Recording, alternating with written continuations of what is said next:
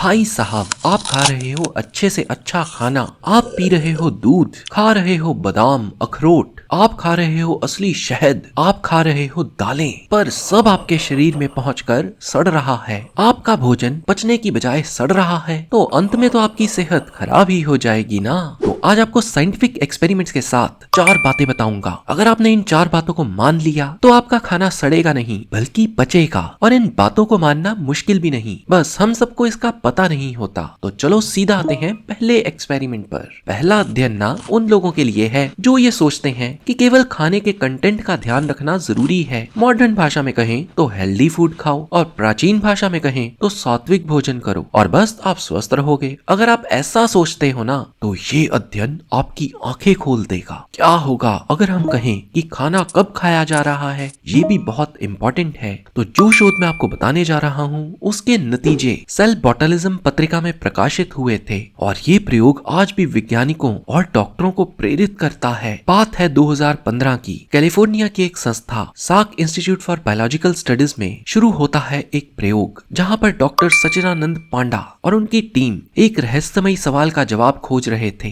क्या सिर्फ खाने का समय बदलने से हमारे शरीर और स्वास्थ्य पर बड़ा असर हो सकता है? एक खामोश और सुनसान लैब में वैज्ञानिकों ने 2 चूहों का समूह तैयार किया। पहले समूह को 24 घंटे भोजन उपलब्ध कराया गया, वहीं दूसरे समूह को केवल 8-10 घंटे के भीतर ही भोजन उपलब्ध कराया गया, वो भी हर रोज एक निश्चित समय पर। परंतु दोनों समूह को समान मात्रा में कैलोरीज दी गईं। टीम का कहना था, हम ये पता लगाना चाहते हैं क्या खाने का समय खाने को पचाने पर असर डालता है, या फिर ये सिर्फ खेल है केवल खाने की मात्रा का। वक्त बीतता गया। हर दिन वैज्ञानिक बड़ी उत्सुकता से नोट्स बनाते रहे और चूहों की गतिविधियों पर नजर रखते। 10 दिनों बाद परिणामों ने सभी को चौंका दिया। पहले समूह के चूहे, जिन्हें पूरे दिन खाने की छुट्टी थी, मोटे हो गए और उनमें सुस्ती आ गई। दूसरे समूह के चूहे, जो एक निश्चित समय पर खाना खाते थे, पतले और स्वस्थ और ज्यादा सक्रिय हो गए। डॉक्टर पांडा ने अपनी रिपोर्ट में लिखा, भोजन का समय शरीर की बायोलॉजिकल क्लॉक से जुड़ा है। जब हम एक निश्चित समय पर खाते हैं तो शरीर का मेटाबॉलिज्म बेहतर तरीके से काम करता है। दोस्तों, तो ये जरूरी है आप हर रोज तकरीबन एक ही समय पर ब्रेकफास्ट, लंच और डिनर करें। मात्र इतना करने से आपके शरीर की बायोलॉजिकल क्लॉक को पता रहेगा कि शरीर को भोजन मिलने वाला है और इसे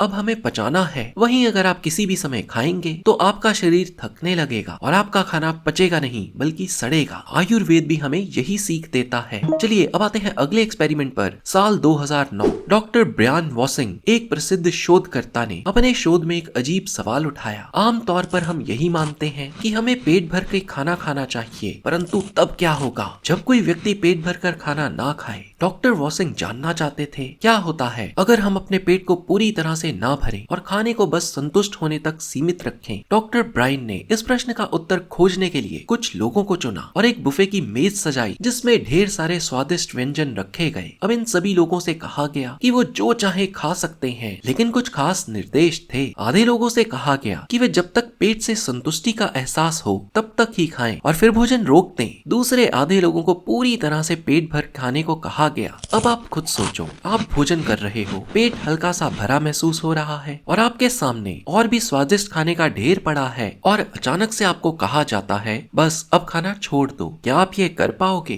क्या आप अपनी भूख को दबा पाओगे? और इस शोध के जो परिणाम आए वे चौंकाने वाले थे। जिन लोगों ने खाना संतुष्ट होने से पहले छोड़ दिया, उन्होंने न केवल खुद को मानसिक और शारीरिक रूप से बेहतर महसूस किया, बल्कि उनका पाचन तंत्र भी सुचारू रूप से काम करने लगा। इसके विपरीत जिन्होंने ज्यादा खाया, उनका पाचन धीमा हुआ और वजन भी बढ़ने लगा। इस अध्ययन से सामने आया, यदि हम भूख को नियंत्रित कर सकें तो हमारे शरीर के लिए फायदेमंद होता है। एक्सपर्ट्स कहते हैं, जब आपको महसूस हो कि आपका पेट लगभग 80% भर चुका है, तब आप खाना बंद कर दो। श्रीमद् भगवत गीता के 6वें अध्याय के 16वें श्लोक में श्री कृष्ण बताते हैं, एक योगी को ना तो बहुत अधिक खाना चाहिए ना ही बहुत कम। और दोस्तों, जो एक्सपेरिमेंट अब मैं बताने जा रहा हूँ वो हुआ चीन में। तो इस एक्सपेरिमेंट में मांस का प्रयोग हुआ था, परंतु आप याद रखना, हमें मांस नहीं खाना है। आप बस इस एक्सपेरिमेंट से ये सीखना कि हमें करना क्या है। चीन की हरिबिन मेडिकल यूनिवर्सिटी के वैज्ञानिकों ने पाचन और मोटापे के संबंध पर शोध करने का निश्चय किया। उनका सवाल था, क्या खाने की प्रक्रिया हमारी सेहत पर असर डाल सकती है? उन्होंने 30 स्वस्थ लोगों को ब्रेड और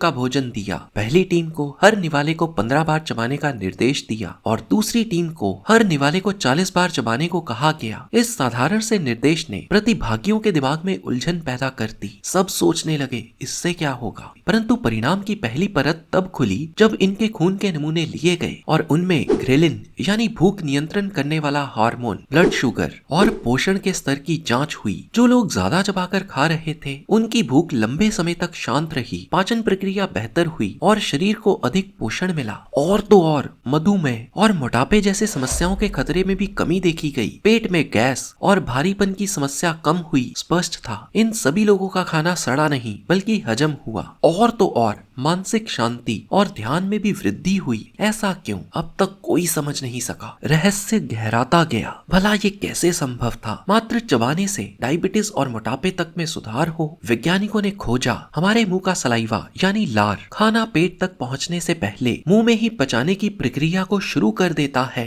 छोटे छोटे कणों में टूटा खाना आंतों के लिए वरदान होता है, जिससे पोषण अधिक प्रभावी रूप से मिलता है। धीमे चबाने से खाना स्वादिष्ट लगता है, जिससे मानसिक संतुष्टि बढ़ती है और ओवर ईटिंग रुकती है। धीमा चबाने से ब्लड शुगर का स्तर धीरे धीरे बढ़ता है, जिससे अचानक शुगर स्पाइक नहीं होता। छोटे टुकड़ों को हजम करने में पेट को कम मेहनत करनी पड़ती है। धीमा खाने से व्यक्ति भोजन पर ध्यान केंद्रित करता है। ये तनाव कम करने और भोजन को ध्यान पूर्वक ग्रहण करने में मदद करता है। इसीलिए आयुर्वेद में कहा जाता है कि आपके 32 दांत हैं और खाने को भी आपको 32 बार चबाना चाहिए। ऐसा करने से खाना पहले ही हजम हो जाएगा और सड़ेगा नहीं। चलिए अब आते हैं हमारे अंतिम एक्सपेरिमेंट पर। दोस्तों एक सवाल था जो लंबे समय से हवा में तैर रहा था, लेकिन अब तक आदरणीय राजीव दीक्षित के सिवा किसी ने उसे जोर से पूछने की हिम्मत तक नहीं की थी। सवाल था क्या जो खाना हम रोज अपनी थाली में रख रहे हैं वो हमारी जिंदगी को अंदर से खोखला कर रहा है? यह बात 1991 की है। अमेरिका के कुछ बड़े वैज्ञानिकों का समूह जो सालों से लाखों लोगों के खान पान और बीमारियों पर नजर रख रहा था, अचानक एक चौंकाने वाले विचार पर पहुंचा। उन्होंने देखा बाजार में एक नई तरह के खाने की संस्कृति छा रही थी।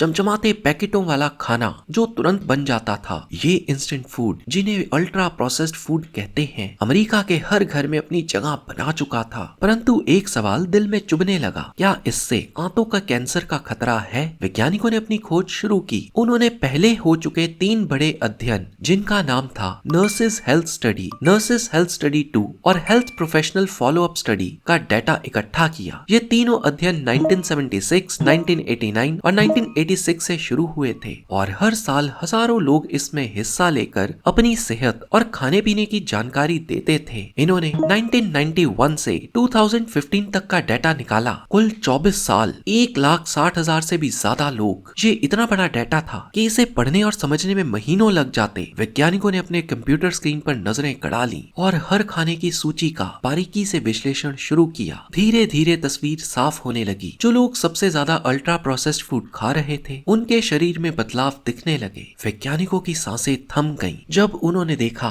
कि लोगों की आंतों में कोलोरेक्टल कैंसर होने का खतरा बहुत ज्यादा था। वैज्ञानिक और भी चकित रह गए जब उन्होंने पाया कि खतरा पुरुषों में सबसे ज्यादा है और महिलाओं में यह खतरा थोड़ा कम था। परंतु ये भी कोई राहत की बात नहीं थी। वैज्ञानिकों ने पाया ऐसा खाना जो फैक्ट्रियों में बनता है और जिसमें स्वाद बढ़ाने वाले रसायन, रंग और प्रिजर्वेटिव्स डाले जाते हैं, धीरे धीरे शरीर के अंदर गड़बड़ियां पैदा कर सकता है, क्योंकि ये खाना कभी पचता ही नहीं और हमारे शरीर के अंदर सड़ने लगता है या कोई बीमारी का रूप ले लेता है। दोस्तों आप जो खाते हो वे सिर्फ आपका पेट नहीं भरता, वे आपके शरीर को बनाता या बिगाड़ता भी है। याद रहे फैक्ट्री में प्रोडक्ट्स बनते हैं और प्रकृति हमें फूड देती है। और आप फूड खाओ, प्रोडक्ट नहीं। तो वो खाओ जो आज से 200 साल पहले लोग खाते थे। और वीडियो को हर उस व्यक्ति के साथ शेयर कर दो जिसकी सेहत की आप परवाह करते हो। हरे कृष्णा।